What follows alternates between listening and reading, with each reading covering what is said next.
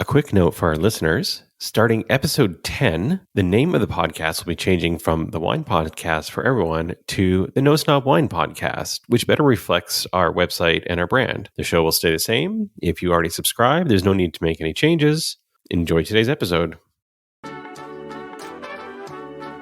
Welcome to the Wine Podcast for Everyone. In this episode, we kick off our red and white deep dive series. We're recording 3 episodes focused on red wines and 3 episodes focused on white wine. The goal of this series is to familiarize you with some common and some not so common varieties to broaden your wine drinking horizons. We'll discuss what to expect from these grapes, how to enjoy them, and offer some classic and unusual food suggestions. These episodes will air over the next few months along with our usual FAQ episodes. We got the ball rolling today with Cabernet Sauvignon, Malbec, and Zinfandel. Also, I got an old world surprise in a Malbec from Argentina, and Chuck features a Zinfandel from California with a smoky twist. All right, so Chuck's going to California this week, which is a little bit unusual. He's got his Zinfandel he's going to share with us. So this one's interesting just because I pour a glass of this, and I've never had this before, but take a big whiff, and the first thing I get is I'm transported to being around a campfire. Wow. So it must be the oak barrels were particularly charred on this Zinfandel, and the name of the wine is Smoking Loon Old Vine Zinfandel. And I just kind of put together maybe the Smoking Loon has something to do with this like really toasty charred oak kind of vibe to this wine. The most prominent notes in this wine are blackberry, charred oak, black cherry, and some espresso. I'd serve it with barbecue ribs or beef. You'd want to open this when you have some guests over, barbecue is going, they like full body reds, and like some char on their food. So when you opened the wine, it wasn't overwhelming. Not overwhelming, but definitely when I'm reviewing the wine and I pour a glass and I take that first big whiff of the wine. So like what hits you first? On this wine, the first thing that hit me was campfire. Really? And I've never had that before exactly. You smell oak and okay, it's a woody, but this was really charred, toasty, smoky kind of oak. And it wasn't getting in the way of your enjoyment? No, it was good. Like I still put this at a 4 out of 5. It was in the notes of charred oak, but also like the dark coffee, espresso, oaky, charred notes kind of vibe. Okay. So it was good. Did you have any food with it? Do you remember? We had barbecue ribs. Oh, well, that would be great. Good choice. It worked. Oh, nice. Yeah, it definitely worked. All right. A surprise smoky twist from Chuck out of California. Smoking Loon Old Vine Zinfandel, $15.85, 4 stars out of 5. For the first episode in our red wine series, I thought we could talk about the King of Reds, Cabernet Sauvignon, Malbec. Some people call a Rustic Merlot. I disagree and call BS on that. And Zinfandel. I think in the 9 episodes of the show, we've probably mentioned Zinfandel 4 or 5 times already because I think we're both fans. It's popular, yeah. Let's start with Cabernet Sauvignon. Is that one of your favorite wines? Classic. One of the top 3, I'd say. I called it the King of Reds because it's the most planted and grown and consumed red grape in the world. Where are you finding it when you're looking for it? You know, America's a popular choice, but here in Canada, Ontario, you can find some pretty good Cabernets, very much more on the old world side. Like the Cabernets you'll find in Ontario, Canada are closer to European old world style Cabernets, not as juicy, full bodied and rich in alcohol driven as the American ones. Agreed. But that's a place to get them for sure. Yeah, there's a good reason for that because if you look on a map, in Niagara, which is part of Ontario where most wine is grown, is on the same latitude as France or the wine-growing region of France. So a lot of wines grown in Ontario do share characteristics of the French wines.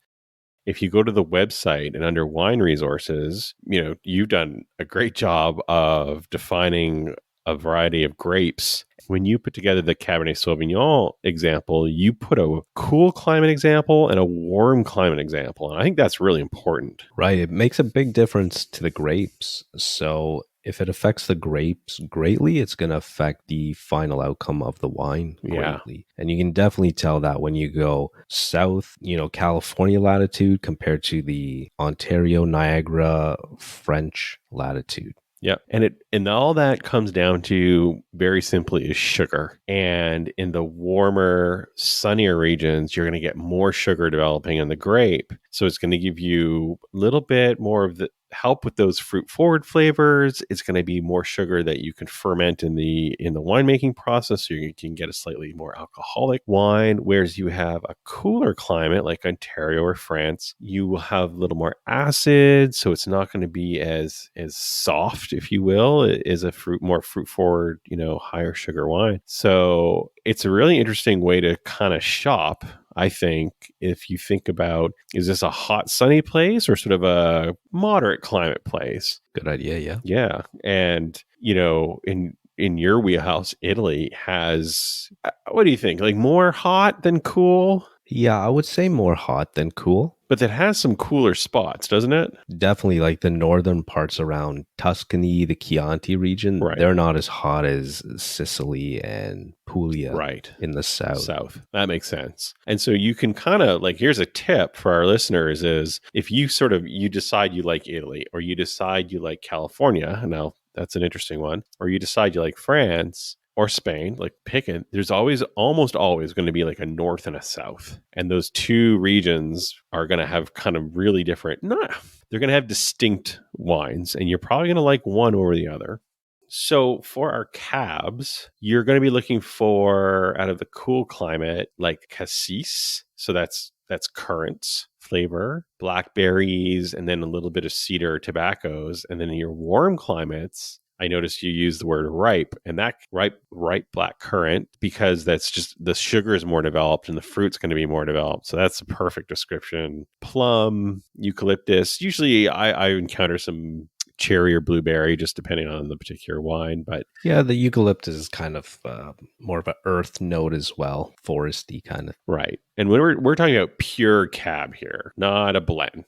So Chuck, what's the classic? If you were giving some advice of pairing just let's say a North American, I know that can vary between Ontario and California, but a North American cab, what would you be styling that with, serving it with? Usually a red meat dish, typically barbecued, right? Yeah, so you're doing weight for weight. I'm matching it up. Yeah, for sure. And then, I think most of the population enjoys pasta of some sort. Are you going with an oil base, red sauce, cream sauce? What would you do there? I don't really drink cab with pasta. So that's a good question. Yeah. See, that was a trick question to see if you'd break your Italian lineage there. Well played, sir. Well played. Yeah, I was like, what? I don't know.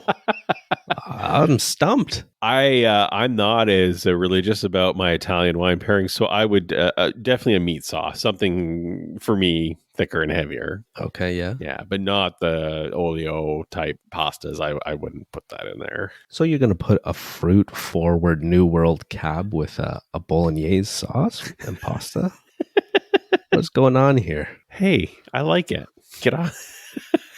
You do what you like. You do. Yeah. I think in a previous episode, you did say, if you're having Italian food, stick with Italian wine. That is really good advice. And the cabs, big meaty flavors, barbecue, roast for sure. It doesn't hurt with some red, red sauce, but I think that's great advice from Chuck. If you're really into Italian food, stray away from the big fat reds that sort of are typical of Cabernet Sauvignon. Try the Chiantis and alike. You could maybe try a French Cabernet or an Ontario Niagara Cabernet.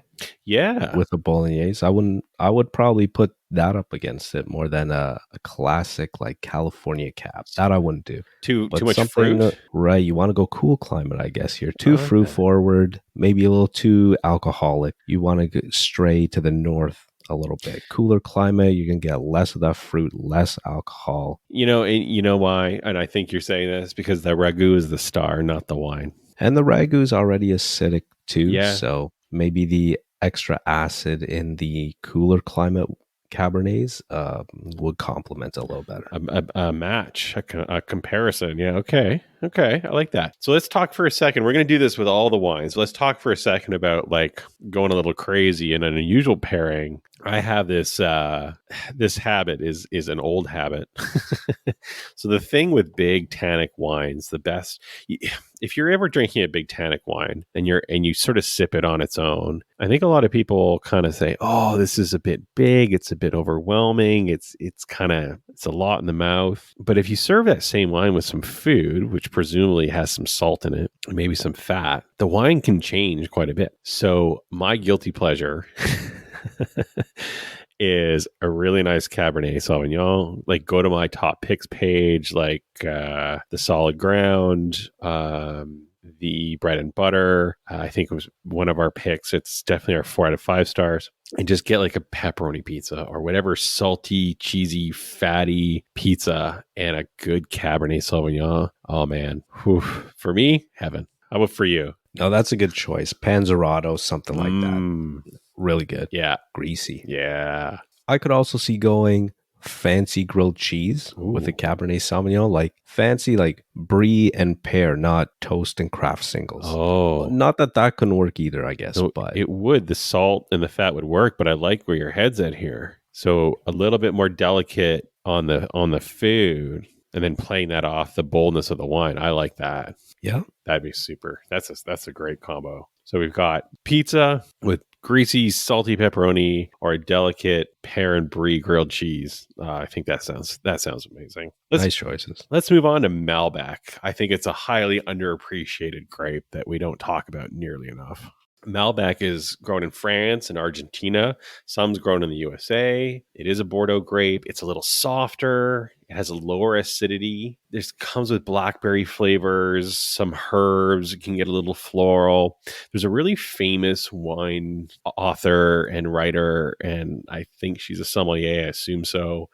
She calls it a rustic Merlot. I can't get on board with that comparison personally. I think it's a little more sophisticated. I think it's a little more interesting, but I do like a good Malbec.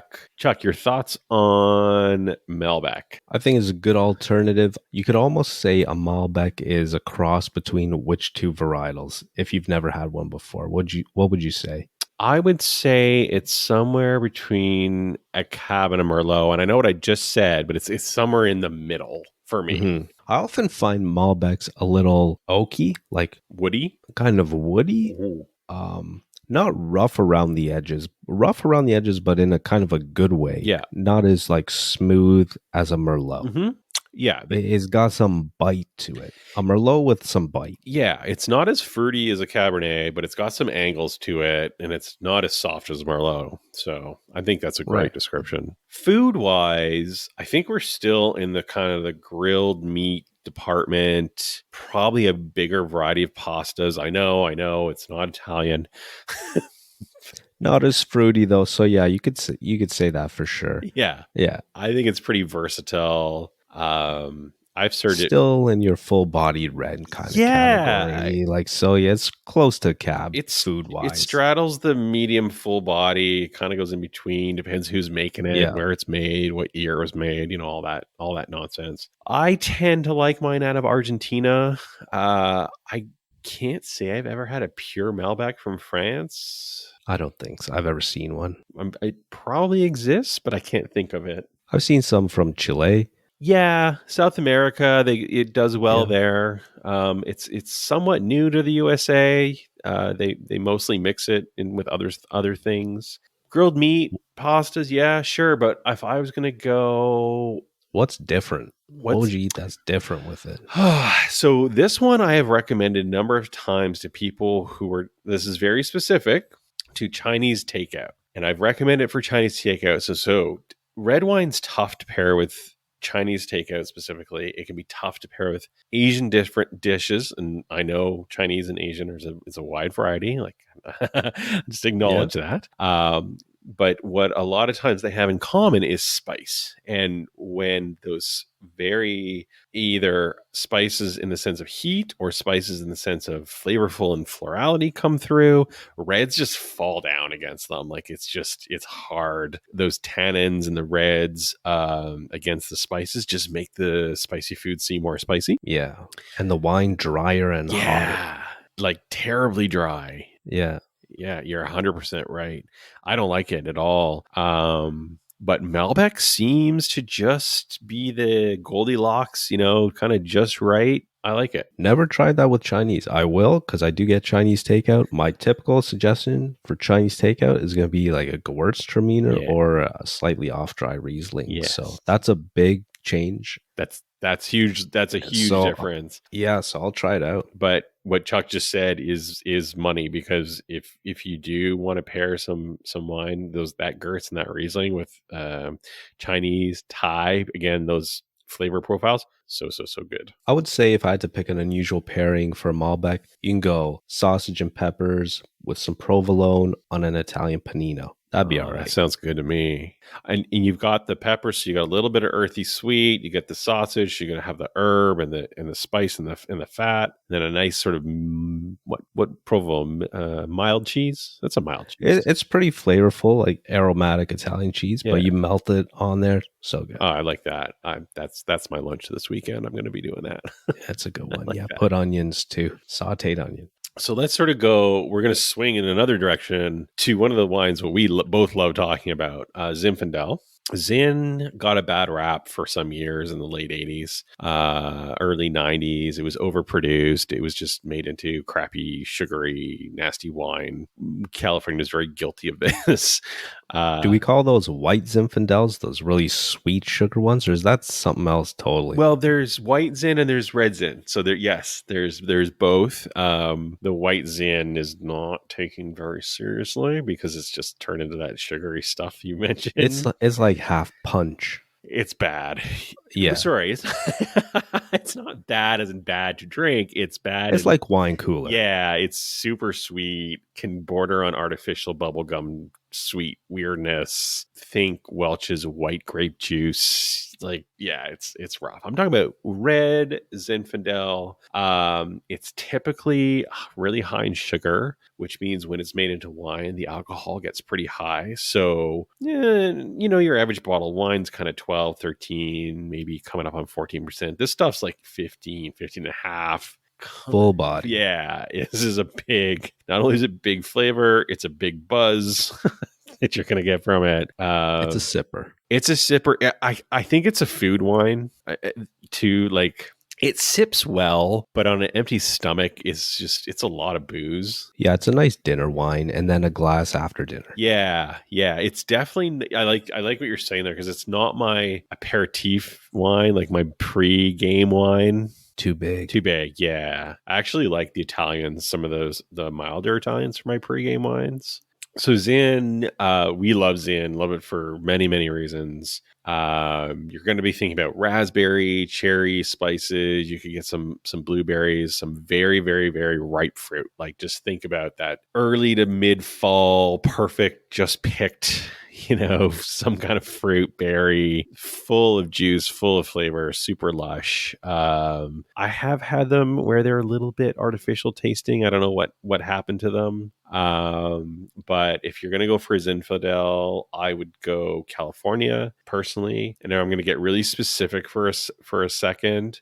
There's a region in California called Lodi. They're kind of really well known for Zinfandel. But if you can get your hands on it, there's another region in Napa called Paso Robles, Pasorobles, Paso Robles. If you can find a Zin out of there, happy times. Like, oh, so good. So good. Now, we've talked about, again, we're going to pivot to what I know best, what Chuck knows best. Chuck, in Italy, Zinfandel goes by another name. We call it Primitivo. But genetically, the same grape.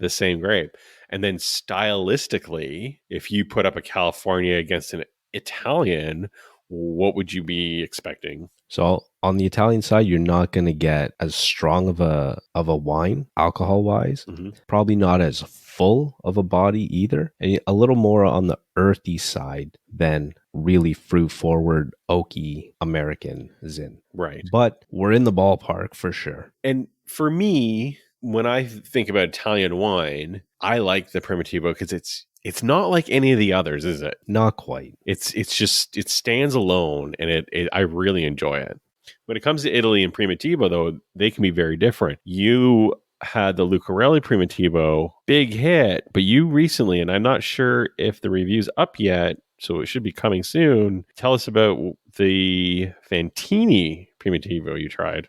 Right. So both Italian Primitivos, the Lucarelli, big hit. It's on my top picks page. The Fantini Primitivo, not so great. I didn't like it too much. It ranked a 2 out of 5. Wow. And So Fantini's one of your house producers. That's not a wine. That's a winery. yeah, the winery Fantini makes a Sangiovese. That is my house red. I always have it. It's like $9.05 a bottle. Everybody loves it. Everyone loves Everybody loves it. Yeah, that's a great example that no two wines are created equal. So you gotta check our favorites and try everything. Yeah, we will be updating those favorite pages from time to time as well. As for sort of the unusual pairings with Zin, mine is really specific, and I've had this. I was in Calgary at the Stampede, and I was treated to this nice dinner at a restaurant, and they came for dessert, and they made crepes by the table, and they made strawberry crepes. And part of the preparation was they used black pepper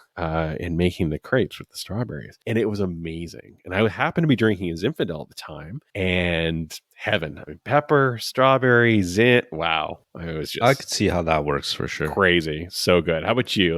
What if you would go a little bit out there? An unusual pairing for me for Zinfandel would be your classic barbecue hot dog. Oh, I like that. Just works. Simple, flavorful, salty. And now, what is your hot dog condiment choices? Because this could be controversial. What do you like on your hot dog? I just go, the works. What's that? No sauerkraut though. No. That's a whole other country.